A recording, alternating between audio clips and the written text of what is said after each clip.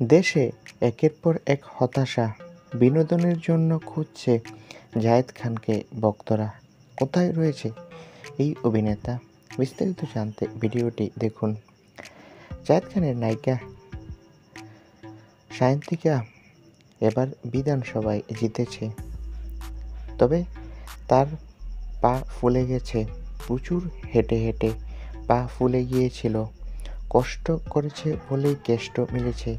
অনেকেই ভাবেন অভিনেত্রী বলে মানুষের কাজ করতে অপারগ, কিন্তু অভিনেত্রী সায়ন্তিকা লড়াই করতে পছন্দ করে। অভিনেত্রী বলেন, আমাকে লড়াই করে এই জায়গায় আসতে হয়েছে।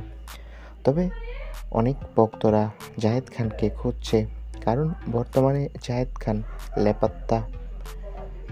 দেশে নেই জায়েদ খান, তাছাড়া তার কোনো খোঁজ নেই।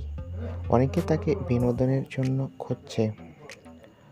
সূত্রের খবর বলছে, অভিনেতা জায়েদ খান নাকি বর্তমানে কলকাতাতে অবস্থান করছে তার কাজের জন্য।